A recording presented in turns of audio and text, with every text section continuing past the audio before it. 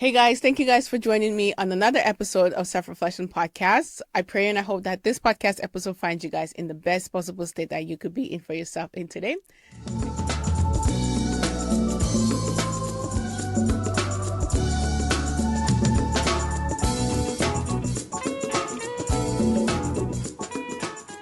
And if you're not doing your best, I want to encourage you in this moment to create some time to do some self-reflection. Self-reflection is one of those things that would allow us to cleanse ourselves, cleanse our minds, right? It will allow us to ground ourselves again. So if you're not doing your best, please go ahead and create some time to do self-reflection. And if you need support, go out and seek that support, right? We all need help at some point, or we all need support at some point. That's just part of human nature. You're not different. It's not because you can't do the things by yourself. It's not because you can't handle the problem or situation by yourself. But sometimes we just need another person's input to, hear us, or we just need a shoulder to lean on. So if you are in that state or that space in your life, please go out and get that support that you might need in this moment. It's okay. And do not be ashamed of wanting help. Do not feel insecure in that space, because I feel like a lot of times that's the reason why most people don't get the support that they deserve, because, they're ashamed or afraid of what other people would think of them. But we're all humans, so that's life. Thank you guys again for joining me on this conversation. Today we are going to be talking to Spencer Christian one more time. We are going to be talking about life lessons. Spencer is going to be dropping a whole lot of gems in this conversation. So if you are someone that, are struggling in some area in your life today, right? Because this conversation might go from health to life lessons to personal journey, right? If you're struggling in some part, maybe you might find some value in this. I'm not even going to say maybe. You are going to find value in this conversation. So please stick around for this conversation, and let's just dive right into this conversation. Thank you, Spencer, for coming Oh, thank on you, the Self Lira. Reflection Podcast. Oh, I'm always happy to be here. Thank Really you. enjoy this. How Yeah. are you doing in this moment? In this moment, I feel pretty good. I feel pretty good. Just listening to your introduction, I was doing a little self-reflection there, Oh. and thinking back on times in my life where all of a sudden I had a little bit of an awakening, or something that had seemed unclear to me all of a sudden became clear. Yes. And I think practicing self-reflection can give you that ability to see things more clearly, I love and that. to see yourself more clearly too. I agree. I agree. Yeah. I think self-reflection has been one of those things that has changed my entire life, Wow. for the better. Because I remember, before me going on this journey, I don't think I had truly sat down with myself and tried to understand who I am Hmm. from within myself, and just seeing that I have the potential to either heal myself or continue to stay in my victim mentality, right? So prior to me going on my self-healing journey and my self-reflection journey, Yeah. I don't think, I was the person that I am today, or I could have been the person that I am today without self-reflection. Yeah. So it has changed my life profoundly, and I'm Absolutely. grateful for it. And that's why I continue to encourage people, go on a Yeah. self-reflection journey. It's so Yeah. healing. It allows you to, at least from my perspective, it has allowed me to love myself Yeah. a little bit more than I have ever thought I could, right? It Hmm. has allowed me to love the parts that are not perfect about me. It has allowed me to prioritize my mental health and be able to think from a more clear perspective and be okay with not like knowing at times, because sometimes I used to be this person that I want to know everything. I Yeah. feel like I have Yeah. to know everything, and if I didn't know something, I would shy away from it because I felt like, it would make me insecure, Hmm. right? Because I don't know if I ever shared this story with you, but growing up, I didn't really know how to read until I was around sixth grade. That's when I started reading 1 to 2 words. I did not know that. Yeah, so Yeah. that really took a toll on me as a person growing up, because in classroom I didn't really involve the way I wanted to, right? I was, I wouldn't. They would call on me to read in class. I would say pass. Hmm. I didn't want to talk in classroom. I didn't feel comfortable. Yeah. A lot of times the teachers didn't know that I couldn't even read because I was so good at hiding that part Hiding of it. me. Yeah. So Yeah. self-reflection has allowed me to be okay with being open with the parts of me that are not perfect, and be okay with that, and not being afraid of the person that is within me. Right. Yeah. Because, it also allowed me to show that I am more than just my physical self, right? Even if I'm not perfect in this world, there's still that, like, um self within me that's connected to the higher consciousness, where it's like that itself is greater than anything in this world. And Yeah. that's That's where I could talk about that's a self-reflection no. forever. That's a great testimony. That's a fantastic testimony and Yeah, a valuable one yeah, because it's encouraging anyone who's listening or watching yeah, to to digest your words yeah. and to really understand what it means to practice self-reflection, to Mhm. look honestly at ourselves and not be afraid of what we might discover. Yes. Because fear often keeps us fear of failure, fear of embarrassment, fear of humiliation. Hmm. Um, Fear of really knowing who we are Yeah, keeps yeah. a lot of people from doing honest self-reflection. Yeah. Yeah. Thank you so much for joining me on this Yeah. conversation. And allowing me to open that part. I don't think I've even shared that as much as I did No, right now. yeah. It was very, I don't know, just talking, but No, no, but it's enlightening and yeah. it's encouraging Hmm. because to know that you were able to masquerade for so Oh long, yeah. and then finally you decided to get in touch with who you really are, Yeah. and to grow Yes. beyond that, so you wouldn't have to hide things anymore. Hmm. It's refreshing Yeah. because it encourages other people who may be afraid or have avoided dealing with certain parts of themselves that they Hmm. needed to look at and to liberate that part of themselves Hmm. and let it grow. Yeah, Yeah. It's very freeing, guys. I it encourage it is. 100%. It is. I want to also dive into our conversation today, which I think this is a great segue for us to get into. When it comes down to like achieving, like, goals, whether if it's you finding yourself, whether if it's you getting to your financial goal, relationship, whatever goal, right? Mhm. Have you ever been in a space where you overly think it and, you know, divert you to another path? I'm laughing because the answer is obviously yes. Yes. So many times, I think we all fall into that trap from time to time. When I was a young kid, I understood at a very early age that I was a pretty smart kid. I was Hmm. a quick learner, Yeah. and I was usually the kid who wanted to answer the toughest question in class Mm. before anybody else to show how smart I was.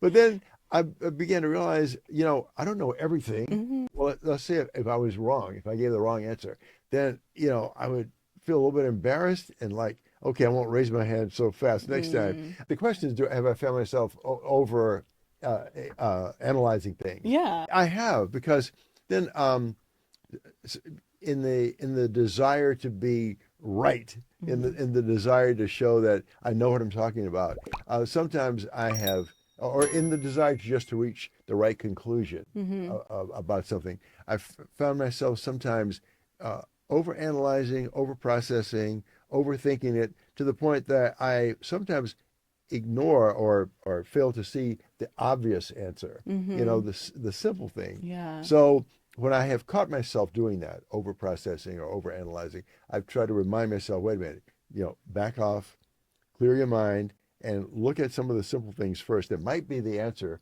or the solution to this thing you're dealing with, as opposed to thinking it's something big and complex. Yeah. Yeah. Listening to your story, I used to be a caregiver, and I was working with this older gentleman, right? At this time, he was struggling with dementia. Hmm. Um, But there was something that about him that didn't really seem like he was struggling with dementia, because we were able to have really deep conversations, Wow. like Yeah. so deep. And I was one of the only people. He told me like, "Hey, I don't have this type of conversation with people, Hmm. So and he was a doctor, so people would call him doctor, doctor, and he would just act as if he doesn't know anything. But when Yeah. I show up, he would brighten up. He would have these Wow. amazing conversations with me. And one day we got on the topic of like life, and I told him that I was doing, this is the early stage of my podcast, and I told him I'm on this journey of podcasting Hmm. and all these other things that I was doing.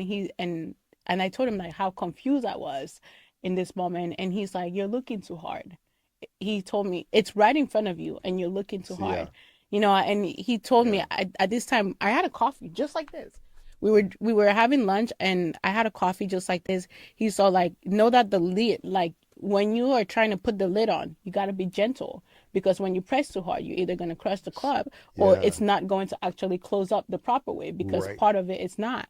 And that conversation has always stuck with me. So true. Because I felt like I've always been the type to, like, try to dig, right? Maybe it Hmm. stemmed from that place of not knowing how to read well, or, Yeah. so I've always been that person, like, I want to be able to figure things out. And that conversation has, every time I think about that conversation, it allowed me to get back to this place, like, don't try too hard, you Yeah. know, Yeah.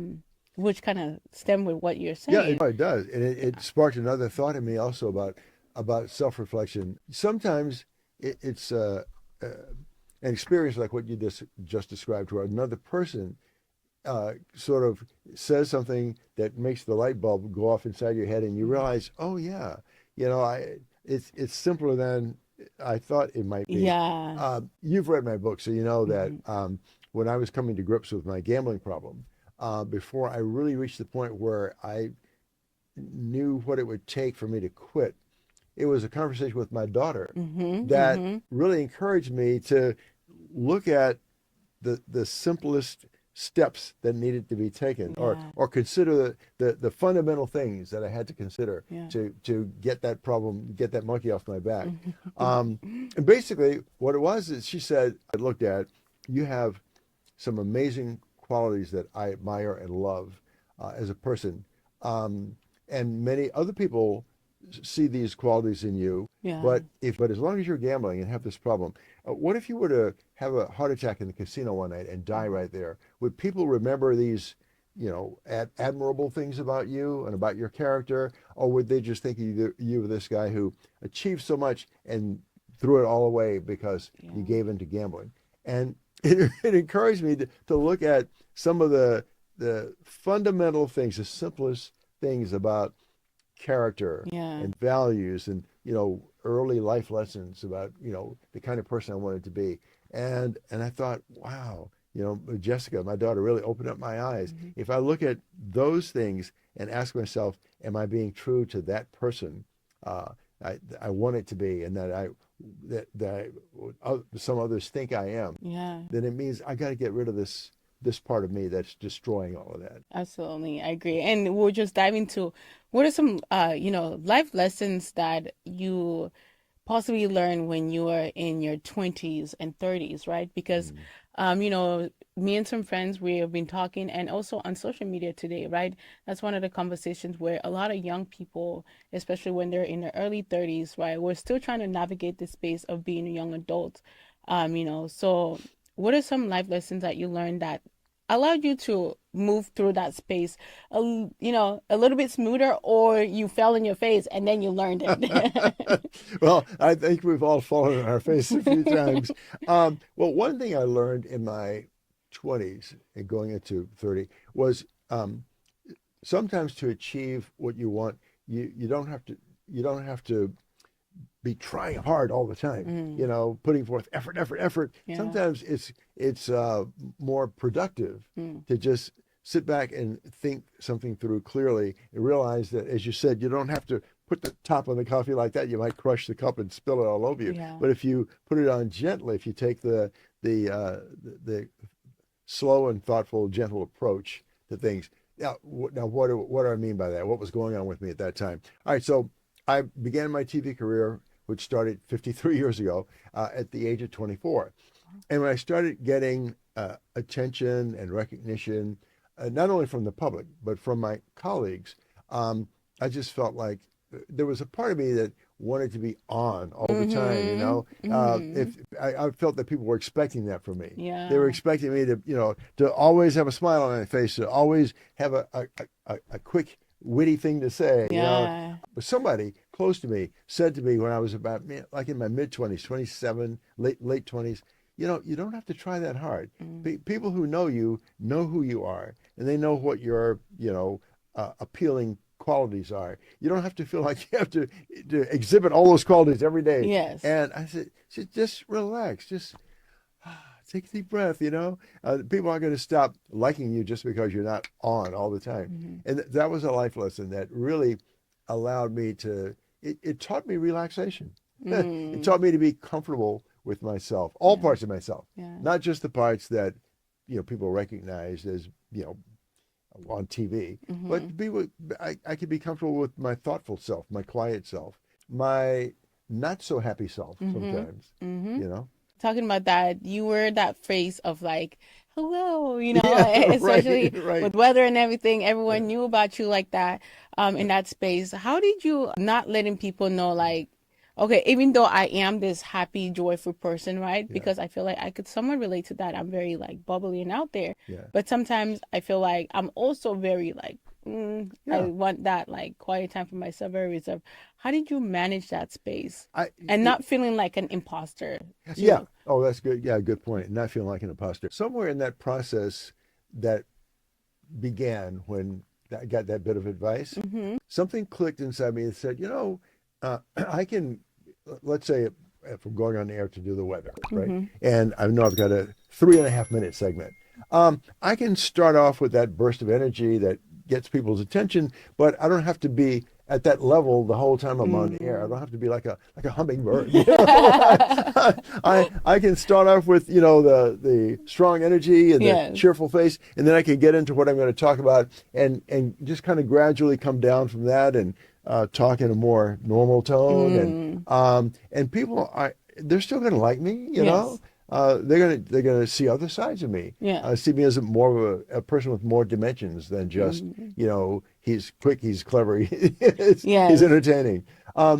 So yeah, I learned that lesson at a pretty early age. I was still in my 20s. I didn't realize I always had to display every little part of my personality Mm-hmm. in 3 minutes because if people are going to tune in regularly to watch the news, they're going to get acquainted with me over a period of time. They're not going to get to know all of me in Mm-hmm. one Yes. one broadcast. I agree. I agree with you. When you talk about like multiple, different self or personality, Yeah, right? I think in today's society, like I feel like we want to be seen in a certain way, right? We want to look a certain way, feel a certain, or I mean, be seen in a certain way. yeah, But in all reality, that's not how it is all the time, right? no, How can we, for a young person out there, girl or guy, mhm, right? How can they start to love themselves and accept those different layers of themselves? Because I believe that in today's society, a lot of people struggle with their mental health, not because there's no a lot of support out there, because there's that doubt within self yeah, that they don't love that part of them. yeah. There's you're right. There's that self doubt that people who are struggling. We all have some self doubt, Oh but yeah. especially people who are struggling with acceptance and trying to figure out who they are. Um, you know, a lot of the the the unspoken lessons I've Mm. learned in life came from just recognizing um, things that my parents communicated to me in an unspoken way. For example, my mom was very verbal. She Yeah. would say, "Oh, I love you so much." My dad was a very gentle man. He's a strong man, but a very gentle man, and he communicated his love uh, through deeds more than through words. Um, Now, it's easy to miss that lesson, Mm-hmm. if Mm-hmm. you're drawn more to the person who expresses it verbally. Yes. But I observed as a kid that I can express my love verbally, but I Mm. can be like my dad sometimes. I can just do a loving gesture or do a thoughtful deed. I don't even know if that answers your question, but I learned by observing my parents in my early childhood Mm-hmm. that you don't have to you know be the same way all the time. Yeah. That we all have different facets to our personalities, different moods. And sometimes if you're in a quiet mood, it doesn't mean that you're angry Mm-hmm. or that you're upset. Uh, It just means, at this moment you feel like being quiet, yes. Yes, So, and I truly believe that that is one of the things that people misunderstand a little mhm. bit more today in society, because they think if you are quiet, it means that you're sad, or if you're alone, it means that you're lonely, Yeah. right? So how do we get to accept that, like, internal dialogue, that just like that self-criticism voice. What life lesson did you learn from yourself being able to quiet that self-criticism voice in the back of your mind? It didn't come all at once, Yeah. learning that lesson, but somewhere along the way, I think it was my first wife who said that first thing about you don't have to be on all the time, Yeah. or don't feel the need to be on all the time. I began to at that point feel more comfortable. You just said something about if you're just because you're alone doesn't mean you're lonely. Mm-hmm. Um, I'd find myself sometimes at, let's say, taking a lunch break while I was at work and going into like a, like say not a fast food place, but like a little family style restaurant and sitting and eating alone. Mm-hmm. And every once in a while, somebody would come up to me. From time to time, somebody would say, "Oh, hey, you're Spencer Christian." I said, "Yeah." Why are you all alone? Yeah, yeah. Because I'm on TV, I need to have people around me all the time. And I would say, I learned to say, "Oh, nothing's wrong." And sometimes I just like a little quiet time you know, to be by myself. But it doesn't mean I'm unfriendly. I mean, Mm-hmm. I'm glad you approached to say hello. And I started to learn then that it was okay to have that quiet time to yourself, and that if somebody misinterpreted that as meaning that you were, sad that day or in a bad mood or whatever, you could communicate to them, no, not at all. I'm Mm-hmm. fine. I just needed a little quiet time. Yeah. And I learned to express that, but in a way that wouldn't make them feel I was pushing them away. Mm-hmm. Like, I'm glad you came over to say hello, but this is just my little quiet time, and I'm enjoying Yeah, it. and I do remember the first time I met you. You were by yourself having dinner. So, so yes, I I was can. sitting in the back of that restaurant, Yeah, Patsia. yes, yes, definitely. Yeah, that's true. I manifested that moment, like literally manifest that moment. Oh man. I actually have a video of myself. I recorded myself going home after I met you in that restaurant, and I was talking to myself. I've yet to post that video. I might post it when this episode comes out.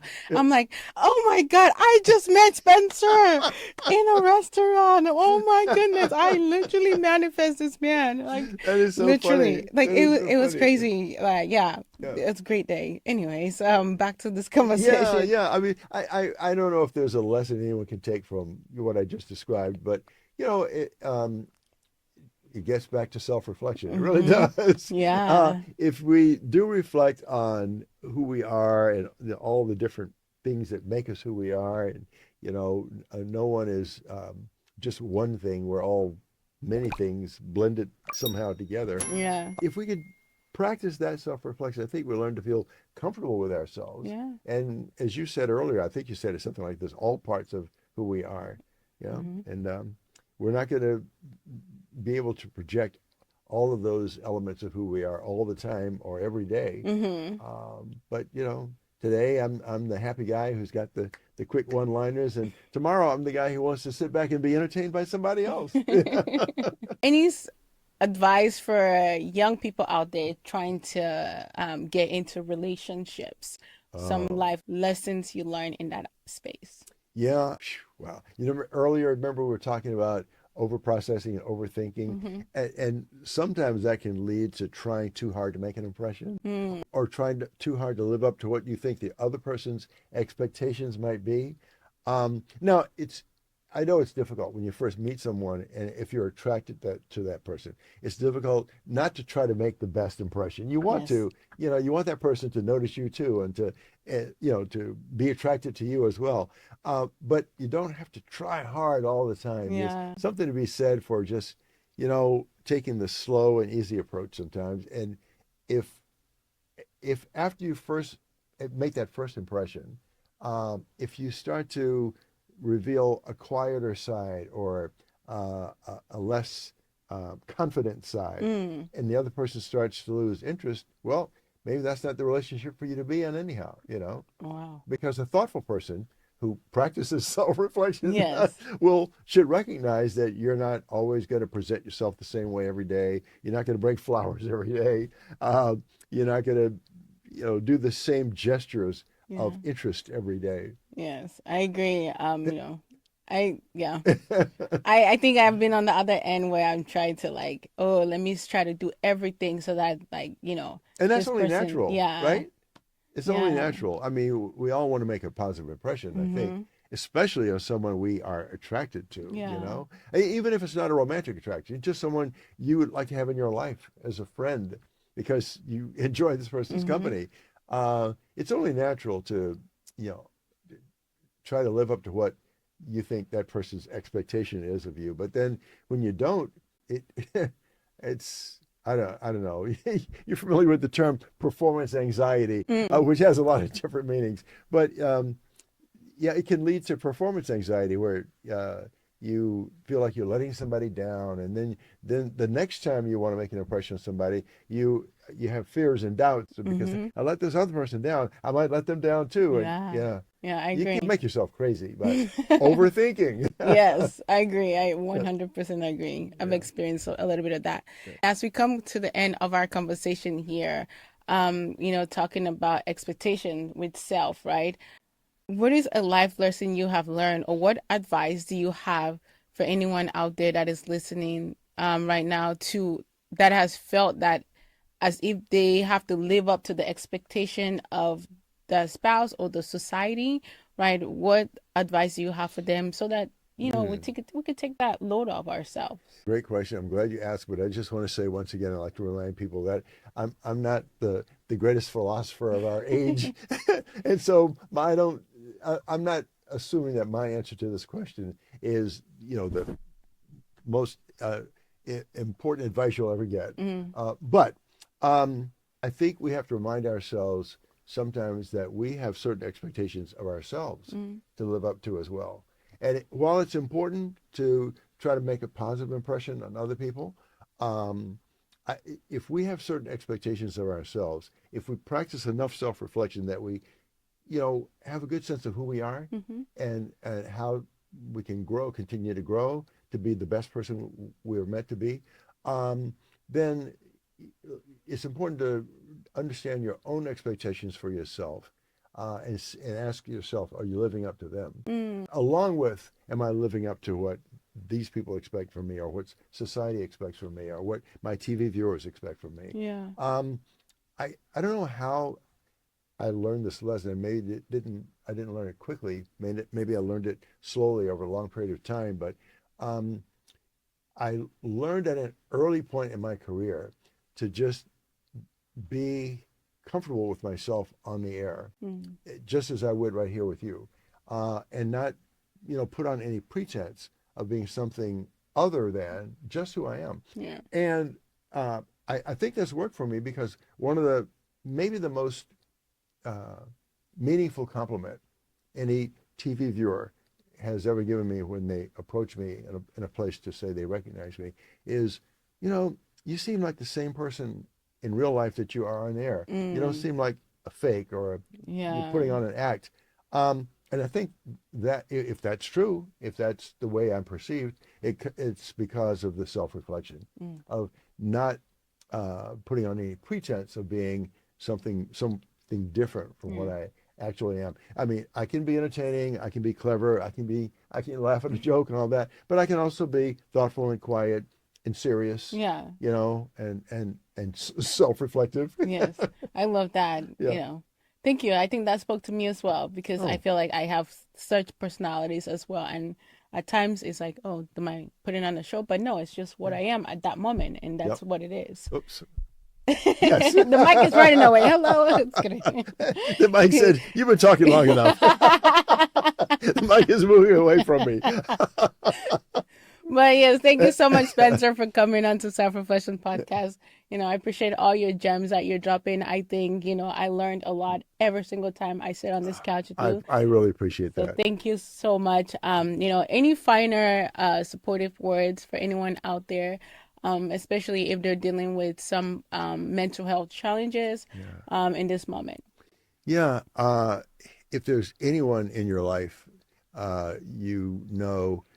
you feel comfortable just being completely honest with and just bearing your soul Mm, to seek that person and just have some dialogue. Um, I had that dialogue with my daughter that I described yeah. when I was dealing with the gambling problem, and it made me realize that, if I can just let my guard down and be this honest and, let my flaws and my pain and my embarrassment show. Now I can do this with other people too. And that it just allowed all the guilt and the shame and the self-doubt and all the things that all the negative feelings about myself that had built up within me to just escape my Mm, body. um, Dialogue is so important. yeah. Some people have addiction problems or whatever problem it is they feel uncomfortable exposing to the world around them. Will go to, if not a romantic partner or a sibling or a parent, maybe a clergy person if you're a person of Mm, faith. Some people go into therapy, yeah. find a therapist. It's often easier to open up to a total stranger, the therapist, Mm, about your problems and your challenges and your difficulties than it is to open up to someone who knows you well. yeah. Because sometimes there's something about this person who whom you're just meeting that makes it easier for you to open up to and just say, I've got this self-doubt, I've got this guilt, I've got this shame, I've got this problem. Whereas there may be people around you who, you don't want to see that weakness Mm, in you, I agree. but just find someone to talk to, someone you can feel comfortable with, someone you can feel, you can open up to and drop your defenses. Yeah. Yeah. I love that.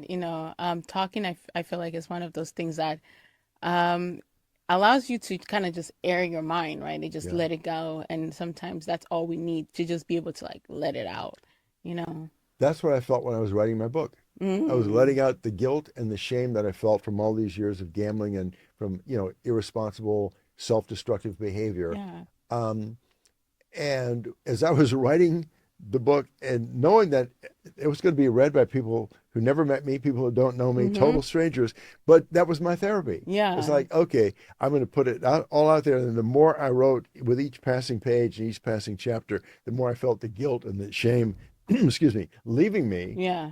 And I just felt freer Yeah. at the end of that experience.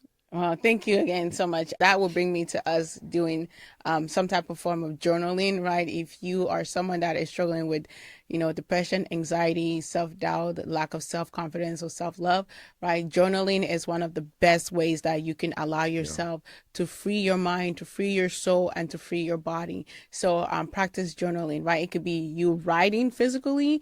It could be you actually recording yourself on an audio. It could be you recording yourself on a video, right? Journaling is one of those like one of those tools that literally had saved me as well. So I want to encourage you to practice journaling, in any form that you feel comfortable doing it in. But I've also heard that writing it physically, like Spencer said, is Yeah. the best out of all of those that I've just mentioned. So thank you guys again so much for joining us on this conversation. Spencer, thank you one more time for joining me on Thank you self for inviting reflection. me. Yes. Yes, thank you. Guys, before we head out, I would ask this again to all of you guys. If you have any questions you would like for Spencer to answer next time he is sitting on this couch, please send it to us. We truly appreciate it. And if you have yet to subscribe to Self Reflection Podcast, please go ahead and hit that subscription button. It will mean a lot to me. It will mean a lot to our community here on Self Reflection Podcast as we are seeking to grow this community, right? Let's continue to share this great value out there. Let's continue to share positivity, encouragement, uplifting messages, and also encouraging us to practice self reflection because self reflection is one of those things that allow us to heal not just the physical body, it allows us to heal emotionally, psychologically, and spiritually as well. So, guys, if you have yet to subscribe, please hit that subscription button. And I want to thank everyone that has subscribed to Self Reflection Podcast. You guys mean so much to me. You guys continue to motivate me. You guys continue to push me to continue to create amazing content like this. And I know that so many of you that have been following me from day one, you have seen the growth, you have seen the progress. I couldn't have done it without you guys. So thank you guys so much for following me on Self Reflection Podcast. Until next time, guys, you have got the best of the best, advice, inside gems, So please go ahead. Let's take it all in, right? And, maybe take a lesson or two from Spencer's book, right? They say, there's a saying in my culture that goes, a young man could never sees what an old man sees. What an old man sees sitting down, even if he climbs on top of a iroko tree, right? So, Wow. Yeah. for our young generation right now, right? You could never see what an old man sees, even if you climb on top of Mount Everest, Iroko tree, or whatever high top of mountain you want to climb on, right? Hmm. So, being able to get the value from you, Spencer, I think it means so much, especially to us in this generation I right now. appreciate that. So, Yeah. thank you. My pleasure. Thank you guys again. I hope you guys have a blessed day. Take care of yourself, love yourself, be kind, and be gentle with yourself. Until next time, you're listening to Self Reflection Podcast, and this is your girl, Lira. Ta da!